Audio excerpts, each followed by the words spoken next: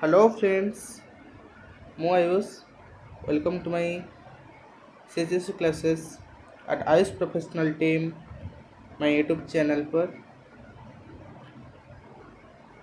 आज plus two second year arts पिलामान नहीं आसी ऑप्शनल ओडिया प्रथम विषय जहाँ ना हूँ परशुराम भेट।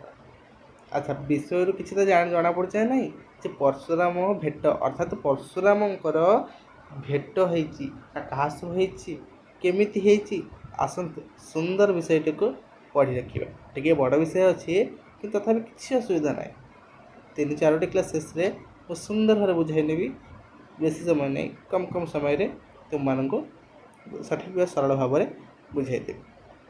तेज आउ डेरी नक आसन देखा किंतु हाँ भिडियोटी को फास्ट से लास्ट तक पर्यंत देखते फास्ट लास्ट पर्यंत निश्चित भाव देखते आ चैनल को लाइक कमेंट करेंगे सब्सक्राइब करने को भूलें सांग मान पाक निश्चित भाव सेयार करेंगे।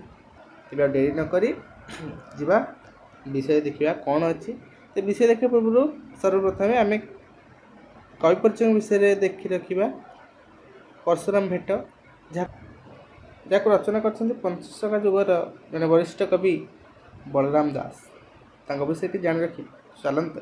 बलराम दास पंचशखा मध्य ज्येष्ठ कवि ज्येष्ठतम मुख्य कवि अटंती। बलराम दास पंचशखा जुगर जड़े श्रेष्ठ कवि अटंती। उत्कलीय वैष्णव धर्मर जड़े प्रधान प्रवक्ता भाव से अग्रगण्य। उत्कलीय जो वैष्णव धर्मर जड़े प्रधान प्रवक्ता भाव से अग्रणी। पिता नाम सोमनाथ महापात्र माता नाम महामाया देवी बुझेगा। पिता नाम सोमनाथ महापात्र माता नाम महामाया देवी। पिता गजपति प्रतापरुद्र देव जन मंत्री थे। पिता कहार मंत्री थे जड़े गजपति प्रतापरुद्र देवंर जड़े मंत्री थे। तेणु बलराम दास बाल्यकाल उपयुक्त शिक्षा अर्जन कर अनुमान करा जाए।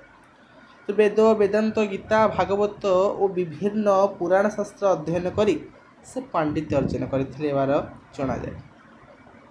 बलराम दास पुरी बांकी मुहाण निकटस्थ बास करुथिले और गंधर्व मठ तांकर थिला साधना पीठ बुझला। बलराम दास पुरीर बांकी मुहाणर निकट में बसवास करथिले और गंधर्व मठ तांकर थिला साधना पीठ बुझे।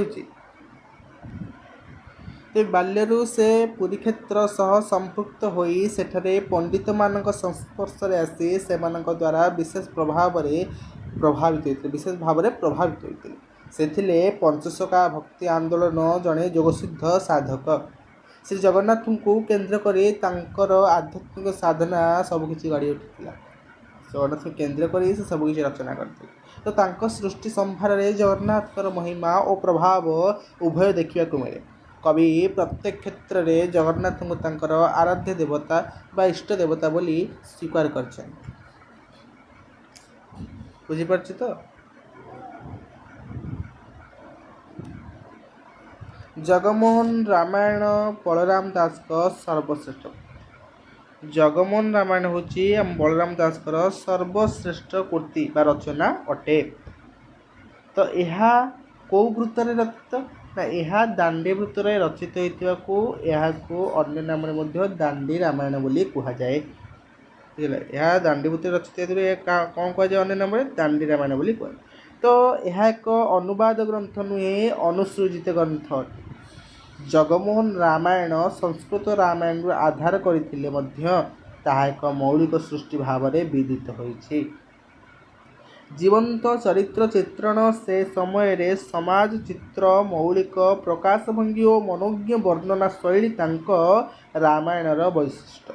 तांकर अन्यान्य प्रमुख रचना गुड़िक है कौन ना ब्रह्म पुराण लक्ष्मी पुराण बट अवकाश ब्रह्मांड भूगोल भाव समुद्र मुर्गुणी स्तुति ब्रह्म गीता दीप्तिसार गीता अमरकोश गीता वेदांतसार गुप्तसार गीता बेढ़ा और परिक्रमा इत्यादि से रचना करी आमर ओडिया साहित्य को परिपृष्ट कर जाइछंती। आम ओडिया साहित्य को शुद्ध समृद्ध एवं सुंदर सरल भाव में बुझाई आमको जाइछंती। ये ओडिया भाषार ପଞ୍ଚସଖା ଯୁଗର ଶ୍ରେଷ୍ଠତମ କବି ହୋଇ ଓଡ଼ିଆ ଭାଷାକୁ ଏକ ନୂତନତାର ମଧ୍ୟ ପରିଚୟ ଦେଇଛନ୍ତି। ତେବେ କବି ପରିଚୟ ସମସ୍ତେ ବୁଝିପାରିଲ ତ? ଆଚ୍ଛା, ଯିବା ବିଷୟକୁ ଯିବା ପୂର୍ବରୁ ବି କ'ଣ ତାର ଗୋଟେ ସାରାଂଶଟି କହିଦେଉଛି। ସାରାଂଶଟା ଆମର ବହିରେ ବି ଅଛି। ସାରାଂଶଟା କହିଦେଲେ ବିଷୟ ବୁଝିବାକୁ ଆମକୁ ସବୁବେଳେ କହିଛି ସାରାଂଶଟା ମୁଁ କହିଦେଉଛି, କାହିଁକିନା ବିଷୟ ବୁଝିବାକୁ ଆମକୁ ବହୁତ ସହଜ ହେବ। ବୁଝିଲା? ଆଚ୍ଛା, ଏ ସାରାଂଶ ଜାଣିଦେବା। ଜାଣିବ ତ? ଠିକ୍ ଅଛି। ସାରାଂଶ ଶୁଣି ରଖ। ପରଶୁରାମ ଭେଟ କବିତାଟି ବଳରାମ ଦାସଙ୍କର ଜଗମୋହନ ରାମାୟଣ ଆଦିକାଣ୍ଡରୁ ଗୃହୀତ। ଏଇଟା ପଡ଼ିପାରେ ଏକ୍ଜାମରେ। ପରଶୁରାମ ଭେଟ ଯେଉଁ କବିତାଟି ଅଛି କେଉଁଠୁ ଆସିଛି ନା ଜଗମୋହନ ରାମାୟଣର ଆଦିକାଣ୍ଡରୁ ଗୃହୀତ। ଆଚ୍ଛା, ଏଇଟା କ'ଣ ପାଇଁ ରଚନା କରାଯାଇଛି ତାହା ତ ଆମେ ଜାଣିନେ। ଆଚ୍ଛା, କ'ଣ ପାଇଁ ରଚନା କରାଯାଇଛି ନା ଯେତେବେଳେ ଶିବଧନୁ ଭଗ୍ନ କରି ସ୍ୱୟଂବର ସଭାରେ ସୀତାଙ୍କ ପାଣିଗ୍ରହଣ ପୂର୍ବକ, ପାଣିଗ୍ରହଣ ଅର୍ଥାତ୍ ତାଙ୍କର ପାଣି ଅର୍ଥ ହାତକୁ ଗ୍ରହଣ, ଅର୍ଥାତ୍ ଯେତେବେଳେ ସୀତା ବିବାହ କଲେ, ଶିବଧନୁ ଭଗ୍ନ କରି ସ୍ୱୟଂବର ସଭାରେ ଯେତେ ସୀତାଙ୍କ ପାଣି ଗ୍ରହଣ ପୂର୍ବକ ଶ୍ରୀରାମ ଅଯୋଧ୍ୟା ଗମନ ଉଦ୍ଦେଶ୍ୟ ମିଥିଳା କଟକରେ ପ୍ରସ୍ଥାନ କରିଥିଲେ। ତେବେ ଅଯୋଧ୍ୟାକୁ ଶ୍ରୀରାମଚନ୍ଦ୍ର ସୀତାଙ୍କୁ ବିବାହ କରି ଯାଉଥିଲେ। ତେବେ ଉକ୍ତ ଦିନ ସେ ବୈଶାଳୀପୁରରେ ରାତି ଯାପନ କରି ପ୍ରଭାତରୁ ସୁର ନଦୀ ଅତିକ୍ରମ କରି ପୁଣି ଦିନାନ୍ତେ ବିପୁଳ ବନରେ ବିଶ୍ରାମ ନେଇଥିଲେ। ତତ୍ପର ଦିନ ସେ ସିଦ୍ଧବନରେ ବିଶ୍ୱାମିତ୍ରଙ୍କ ଆଶ୍ରମ, ତାପରଦିନ ବିଶ୍ୱାମିତ୍ର ଆଶ୍ରମ ରହିଛନ୍ତି। ତ ପରଦିନ ପ୍ରଭାତରୁ ପୁଣି ଯାତ୍ରା ଆରମ୍ଭ କରିଛନ୍ତି ଅଯୋଧ୍ୟାକୁ। ତ ଏହି ଯାତ୍ରା କାଳରେ ରାଜା ଦଶରଥ ବିଭିନ୍ନ ପ୍ରକାର ଅଶୁଭ ସଂକେତ ଦେଖିଛନ୍ତି। ବିପଦ ଆଶଙ୍କା କରି ବ୍ୟସ୍ତ ବିବ୍ରତ ହୋଇପଡ଼ିଛନ୍ତି। ପର୍ବତ ଉପରେ ବଜ୍ରପାତ ପଡ଼ିବା, ବାମନୟନ ସ୍ଫୁରଣ ବା ଘନ ଘନ କମ୍ପିତ ହେବା, ଆକାଶରେ କ୍ରୁଦ୍ଧ ପକ୍ଷୀର ବିଚରଣ ହେବା, ମନୁଷ୍ୟ ଉପରେ କାକ ପକ୍ଷୀର ଉପନିବେଶ ହେବା, ବିପରୀତ ଲକ୍ଷଣମାନ ଦେଖି ଦଶରଥଙ୍କୁ ଟିକେ ସଙ୍କୋଚ ବା ସନ୍ଦେହ ହୋଇଛି। ଏଥିସହିତ ଶ୍ରୀରାମ ସମ୍ମୁଖରେ ଶୃଗାଳ ରଡ଼ି ଦିଅନ୍ତି, ଆଚ୍ଛନ୍ନ କୁହୁଡ଼ି ହେବା, ପ୍ରଭାହୀନ ସୂର୍ଯ୍ୟ, ଆକାଶରେ ଧୂମକେତୁର ଆବିର୍ଭାବ, ଦିନରେ ତାରାମାନଙ୍କର ଆବିର୍ଭାବ ଓ ପ୍ରବଳ ବେଗରେ ବତାସ ବହିବା ଇତ୍ୟାଦି ମନ୍ଦ ଲକ୍ଷଣ ଗୁଡ଼ିକ ରାଜା ଦଶରଥଙ୍କୁ ଅତିଶୟ ପ୍ରମାଦଗ୍ରସ୍ତ କରିଛି ଓ ପରିଣାମ ସମ୍ପର୍କରେ କୁଳଗୁରୁ ତାଙ୍କର କିଏ ନା ବଶିଷ୍ଠଙ୍କୁ ପଚାରିଛନ୍ତି। ଏହି ସିଦ୍ଧବନ କ୍ଷତ୍ରିକୁଳ ଶତ୍ରୁ ପରଶୁରାମ ଅବସ୍ଥାନ କରୁଥିବାରୁ ତାଙ୍କର ସମ୍ମୁଖୀନ ହେଲେ ଅଘଟଣ ହେବାର ସମ୍ଭାବନାକୁ ବାଦ୍ ଦେଲେ ଅନ୍ୟ କିଛି ବିପଦର ଆଶଙ୍କା ନାହିଁ ବୋଲି କୁଳଗୁରୁ ବଶିଷ୍ଠ ଜଣାଇ ଦେଇଛନ୍ତି। ଇତ୍ୟବସରରେ ତୂର୍ଯ୍ୟନାଦର ପ୍ରକମ୍ପରେ ଯୋଗାବିଷ୍ଟ ପରଶୁରାମଙ୍କର ଧ୍ୟାନ ଭଗ୍ନ ହୋଇଛି। ଧ୍ୱସ୍ତ କ୍ଷତ୍ରିକୁଳ ମଧ୍ୟରୁ ପୁଣି କାହାର ଉପସ୍ଥିତି ଓ ବୀରତ୍ୱର ଆସ୍ଫାଳନକୁ ଆଶଙ୍କା କରି କ୍ରୋଧ ଜର୍ଜରିତ ହୋଇ ଧନୁ କୁଠାରାଦି ଅସ୍ତ୍ର ଧାରଣ କରି ସେ ଦଶରଥଙ୍କ ସୈନ୍ୟ ସାମନ୍ତଙ୍କର ଗତିରୋଧ କରିଛନ୍ତି। ତାଙ୍କୁ ଦେଖି ସୈନ୍ୟ ସାମନ୍ତ ଛତ୍ରଭଙ୍ଗ ଦେଇଛନ୍ତି ବା ଯିଏ ଯୁଆଡ଼େ ଚାଲି ଯାଇଛନ୍ତି ରାଜା ଦଶରଥଙ୍କୁ ଖବର ଦେଇଛନ୍ତି। ରାଜା ଧୈର୍ଯ୍ୟଚ୍ୟୁତ ହୋଇ ଏ ସମସ୍ୟାର ସମାଧାନ ନିମନ୍ତେ ଋଷି ବଶିଷ୍ଠ ବା କୁଳଗୁରୁ ବଶିଷ୍ଠଙ୍କୁ ନିବେଦନ କରିଛନ୍ତି। ତ ବଶିଷ୍ଠ କହିଛନ୍ତି ବୀରବାଦ୍ୟ ଶୁଣି ପରଶୁରାମ କହନ୍ତି, ଏ ବୀରବାଦ୍ୟ ଶୁଣି ପରଶୁରାମଙ୍କ ଧ୍ୟାନ ଭଗ୍ନ ହୋଇଛି। ଏଣୁ ତାଙ୍କୁ ପ୍ରବୋଧଇବା ବା ବୁଝେଇବା ନିମନ୍ତେ ଯିବା ଚାଲ କରି ତାଙ୍କର କୋପକୁ ପ୍ରଶମିତ କରିବା, ପ୍ରବୋଧେଇକି ବା ବୁଝେଇକି ତାଙ୍କ କ୍ରୋଧକୁ ପ୍ରଶମିତ କରିବା। ଏହା କହୁ କହୁ କୋପ ଜର୍ଜରିତ ପରଶୁରାମ କାଳଦଣ୍ଡ ପ୍ରାୟ କୁଠାର ଧାରଣ କରି ସେଠାରେ ଉପସ୍ଥିତ ହୋଇଛନ୍ତି। ରାଜା ଦଶରଥ ରଥରୁ ଅବତରଣ କରି ପରଶୁରାମଙ୍କ ପାଦତଳେ କାକୁସ୍ଥ ଭାବରେ ବିନତି ନିବେଦନ ପୂର୍ବକ ଶାନ୍ତ ହେବା ପାଇଁ ଅନୁରୋଧ କରିଛନ୍ତି। ତାଙ୍କ ଗୁଣଗାନ କରି କହିଛନ୍ତି ଯେ ଆପଣ ଧର୍ମ ପରି ଦୟାବନ୍ତ ଓ ମେଦିନୀ ପରି ସହିଷ୍ଣୁ, କ୍ଷତ୍ରିକୁଳର ଯମ, ଋଷିକୁଳ ଶ୍ରେଷ୍ଠ ଓ ଭୃଗୁକୁଳ ଗୌରବ। ମୋର ମହାପୁଣ୍ୟ ହେତୁ ମୁଁ ଆପଣଙ୍କ ଦର୍ଶନ କରିବାର ଆଜି ସୌଭାଗ୍ୟ ଅର୍ଜନ କରିଛି ବା ସୌଭାଗ୍ୟ ପାଇଛି।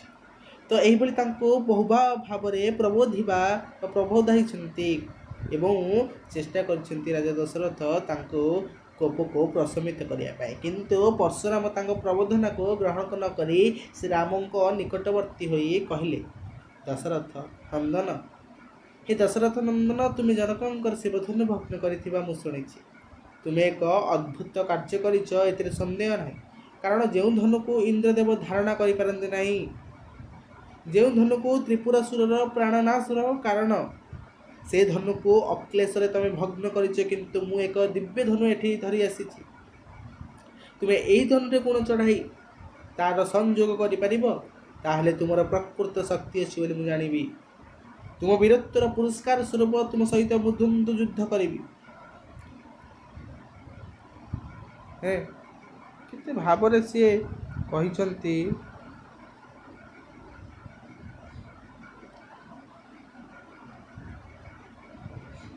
राजा दशरथ चिंतित हो पड़े एवं श्रीराम को निर्देश देले जे परशुराम को प्रणाम करने। श्रीराम पिता निर्देश रथावतरण करी परशुराम को आगमनर कारण जिज्ञासा कर किंतु परशुराम क्रोध कमी ना। पिता दशरथ उपस्थित थिबारु रामचंद्र क्रोध संवरण करी कौन सी प्रतिक्रिया न करी धीर स्वर में कहले भार्गव आपणकर कीर्तिगाथा मु शुणी आपण मध्य पितृऋण परिशोध करिसंति किंतु आपण आमर शक्ति जानी नाहंती। आपण ब्राह्मण हेतु मु क्रोधान्वित नुहे जहाँ आपण कहिबे मु कौन करी ताको अवज्ञा न करी पालन करी। श्रीराम कथा शुणी भृगुमणि वैष्णव धनु को बढ़ाई देले। श्री रामचंद्र परशुराम हाथ धनुटी को ग्रहण करी अनायास गुण चढ़ाई स्वर संयोग कले मात्र स्वर निक्षेप न करी कहले परशुराम आपण जमदग्निकर पुत्र विश्वामित्रंकर भागिनेय आपणकर प्राणनाश करने को मु चाहे ना किंतु यही वैष्णव स्वरर प्रयोग व्यर्थ हेबार नुहे व्यर्थ हेब नाही। इहलोक और परलोक जेउठी को कहब सेठी को मु निक्षेप करी। तत्क्षणात् परशुराम कहले परलोक को निक्षेप कर कारण ब्राह्मण होई क्षत्रिय मानक प्रति असूया भाव प्रकाश करी अनेक क्षत्रिय बद्ध करिथिबारु परलोक रे प्रवेश करिबार अधिकार मोर नाही। एणु मोर परलोक और पापभार को छेदन कर। परशुराम यही विनती श्रवण करी श्री रामचंद्र परलोक को शरण निक्षेप कले। परशुराम समस्त पाप छेदन हो गला। फलस्वरूप कोदंड मध्य भागरु दुई खंड हो गला। यही दृश्य को देखी देवता मान आनंदित होले एवं पुष्पवृष्टि कले और अप्सरा माने हुड़ाहुड़ी देते। तेबे विषयटी को सारांशटी समस्ते बुझीपार कि भी डाउट रहा ते डाउट रहिले निश्चित भाव में कमेंट करी कह बुझेला। तेबे आउ डेरी करबानी तेज सुंदर विषयटी आम सारांश पढ़े कि सुंदर लगे अति चमत्कार विषय। तो चलतु आउ क्या डेरी करवा विषयटी को भी जानी रखा विषयटी केमती परशुराम भेट ना कि अच्छा लिखिं किए बलराम दास पे मैंने दुईटी लाइन छाड़ी जाइए बुझेगा दुईटी लाइन एठी लिखि दौची मिथिला कटक होइले बाहर बाटर राजा माने दियंती उपहार। मिथिला कटक जेते बेले रामचंद्र सीता को विवाह कले सेते बेले सीता राज्य होची मिथिला। से मिथिलारू अयोध्या राजा दशरथ एवं रामचंद्र सेना सहित अयोध्या को प्रत्यागमन करते। तेज मिथिला कटक जिते बाहर मिथिला कटक तो मिथिला राज्य जिते बाहर प्रत्यागमन कले निज राज्य को बाटरे राजा माने दियंती उपहार। बाटरे राजा माने कौन केते उपहार तांकु देले क्या हाँ रामचंद्र आउ सीता को बुझेला। से दिन वैशाली पुरे रहिले से दिन वैशाली पुरे रहिले रजनी प्रभात एण तहु चल। अच्छा तेल गले प्रत्यागमन कले से दिन कौन कले राति हो तो राति जीवेनि बेसी बाट से दिन वैशालीपुर रहिले एवं रजनी प्रभात तहु चलीगले जमी राति पाहिला सकाळ सकाळ है से कौन कले हाँ पुनर्बार निज राज्यर आगमन रे बाहरी पड़े बुझेला। तापर कौन दिला ना सुर नदी जिणी विपुल बने जाई से दिन निश्चित ही विश्राम मिले जाए ना सुर नदी अर्थात गंगा नदी बुझे सुर नदी अर्थात गंगा नदी तापर जो वैशालीपुर जो गले से दिन रहा जो दिन आसिले से दिन वैशालीपुर रही तापर दिन सुर नदी अर्थात गंगा नदी जिणी अर्थात अतिक्रम कर जिणी अर्थ अतिक्रम कर बुझेगा। अच्छा गंगा नदी को अतिक्रम करी गले गंगा नदी अतिक्रम कर गले कौट रहिले ना विपुल वन में जाइए रही एवं से दिन निशिभूत ही विश्राम मिले जाए से दिन निशी रातिटा विपुल वन में ही बितेले विश्राम कले बुझेगा। अच्छा तापर कौन दिला ना सिद्ध बने जाई रहिले आर दिन विश्वामित्र आश्रम से अति वितपन तापर दिन सिद्ध वन में जाइए रही सिद्ध वन में कौट रहिले ना विश्वामित्र आश्रम जाइए रहिले बुझेला। अच्छा अच्छा चौठी संभार विधित ही कले निशी प्रभात तहु चलीगले तापर कल चौठी संभार कौटी है ना विश्वामित्र आश्रम है निशी प्रभात तहु चलीगले एमती राति पाहिला तेणे से निज राज्य को प्रत्यागमन करने को लगिले बुझेला। तो से दिन दशरथ देखिले विपरीत पर्वत उपरे पड़िला निर्घात जिते निज राज्य को फेरुले दशरथ किछि विपरीत देखिछन्ति बा दशरथ किछि अशुभ संकेत देखिछन्ति पर्वत उपरे पड़िला निर्घात सेमिति पर्वत उपरे वज्र पड़िला। अच्छा आउ कौन कौन देखिछन्ति देखिबा बामनयन से स्फुरई घन घन गिद्ध पक्षी उपरे उड़ई पुनपुन बामनयन तांकर बारंबार घन घन स्फुरण होइछि बारंबार कंपी उठिछि गिद्ध पक्षी अर्थ कौन ना शागुणा बुझेला शागुणा उपरे बारंबार उड़ुछिबार किए देखुछन्ति ना दशरथ देखुछन्ति बुझेला।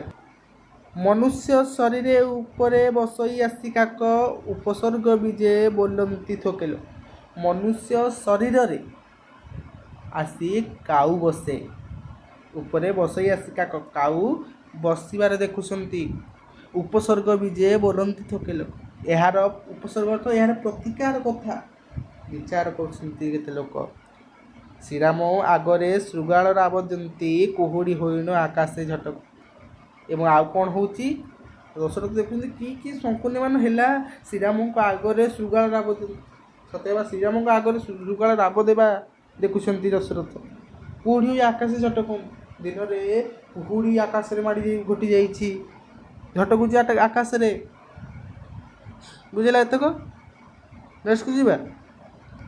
अच्छा हाँ सूर्यंकर किरण होइला न्यून किजाणी दिनकर पूर्णमी रजन सूर्यंकर किरण दशरथ देखुंत एमती कौन अशुभ हो सूर्य किरण न्यून हो किरण जो जिते रहा कथा सबुठ कमी कमी कमी कमी आसूची अति स्वल्प भाव देखा जाउची किजाणी दिनकर पूर्णमी जन्म सत जमी देखा जाउची आज दिनकर सूर्य देवता सत जमी पूर्णमी जन्म भाई अंधार हो आसुचंती किरणटी न्यून हो आसूची धूमकेतु उदय होइला कि गगने दिवसेन उदय होइले तारा मान ना कौन धूमकेतु धूमकेतु माने तारा माने सबू दिवस दिन रे तारा माने आकाश रे उदय होउचंती धूमकेतु अर्थात तारा माने गगन रे दिन रे आकाश रे घटी आसीचंती कुहुड़ी कला प्राय नदीशई दिवस एमिति कुहुड़ी आच्छन्न हो जाए चतुर्युग जे दिन देखा जाऊ नहीं प्रबल होइण जे बहई बतास आ कौन हो प्रबल भाव अति व्यग्र भाव बतास पवन बही चली बुझेला। अच्छा तापर कौन दिला जे दशरथ विचारे उपसर्ग कथा वशिष्ठ को राई विचारे महाराज तेरे दशरथ से चिंतित हो चिंतामग्न हो पड़ती कौन आज ये शुभ कार्य एभली शंकुनी मान एपरिका बुद्धाटा आज मुझे देखुची कौन ये अशुभ संकेत मत देखा जाउची ते दशरथ विचारे उपसर्ग कथा यार प्रतिकार उपसर्ग कथा यार प्रतिकार केमिति समाधान करिबि याकू ए कोन पई ए सब देखा जाउची सेथिपाई निज कुलगुरु वशिष्ठ तांकर कुलगुरु वशिष्ठ को राई राई अर्थ डकाई बुझेला डकाई कुलगुरु वशिष्ठ को डकाइले डकाई कि यार उपसर्ग प्रतिकार कथा कहले हाँ हे कुलगुरु हे वशिष्ठ एमती कौन देखा जाउछ ये कौन कहते जा ए संकुण्य मान जे विपरीत दिशई मोहर मन को ये शुभ न आसई दशरथ कहते हे वशिष्ठ ए संकुण्य मान ये जो सन्देह मोर ये जो आज अशुभ संकेत देखा जाउची विपरीत दिशई कहीं टे भल आज लगुनि मत कि अबागिया लगुच मोहर मन को ये शुभ न आसी मो मन को ये शुभ आसुनी भल आसुनी कहीं किसी अघटन घटब नहीं तो अवश्य विपरीत होइबा काज प्रमाद होइब ए मोहर शुभ ये शुभ कार्य ना अवश्य बोधे आज कौन विपरीत होइब आज किसी अघटन हम एवं प्रमाद होइब ए मोहर एडे शुभ कार्य ए मोर जो बड़ शुभ कार्यटी कौन खराब हेब मुनिए बोइले हो आन नहीं किछि एक कथा एक भ्रांति तोर अछि मुनिए मुनिए किए ना वशिष्ठ कुलगुरु वशिष्ठ कहले दशरथ को हे दशरथ अन्य किछि नहीं एक कथाए भ्रांत तोर अछि भ्रांत तो भूल धारणा ए गोटे कथा तोर खाली भूल धारणा टी सेते किछि असुविधा ना कहले पुणी खाली कहले जे क्षेत्रींकर ऐरी जे अटई परशुराम सिद्ध बने से करियछ यास हाँ गोटे कथा अच्छी ना कौन क्षेत्रींकर ऐरी अर्थ शत्रु ऐरी अर्थ शत्रु जे क्षेत्रींकर शत्रु परशुराम सीए सिद्ध वन रे आश्रम करियछंती सेन पुण हो भेट पड़ जाई आज ताहाको देखिले जे होइब मंदना सीए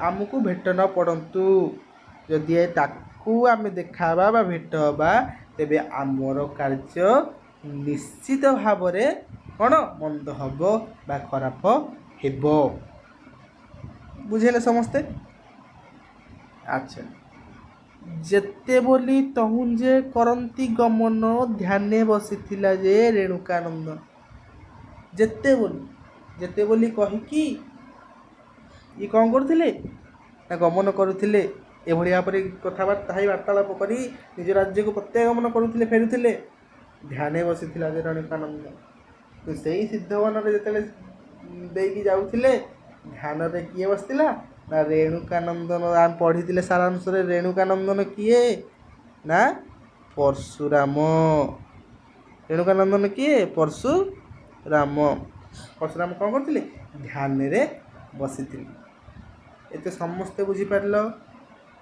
ध्यान रे बसथिले तापर कौन है ध्यान भांगी कि नाई जदि बा भांगी कौन हेइछि तापरे परशुराम सहित कहार ताले भेट होइछि पर भिडियो रे निश्चित भाव में पढ़ा तेणुक मु निश्चित भाव में एत भाव समस्ते बुझिल ये न बुझीच किसी भी डाउट होती तेज कमेंट करी कह कमेंट निश्चित भाव में करूँ आ जदि भिडियो भल लगी थाए तेज लाइक करूँ आउ हाँ सांग मान को शेयर कर अच्छा किए न बुझीच समस्ते बुझिल ठीक अच्छे मुझे यथाशीघ्र तुम मानक पार्ट 2 नहीं आसबि तो पार्ट 2 नहीं आस पूर्व से समस्त कहूँ चैनल को सब्सक्राइब कर क्या सब्सक्राइब करने द्वारा समस्त पाखक केतबेले क्लास कौन जीव नोटिफिकेशन निश्चित भाव पड़े और यथाशीघ्र पार्ट 2 नहीं आसबि परशुराम भेटर रही जय जगन्नाथ।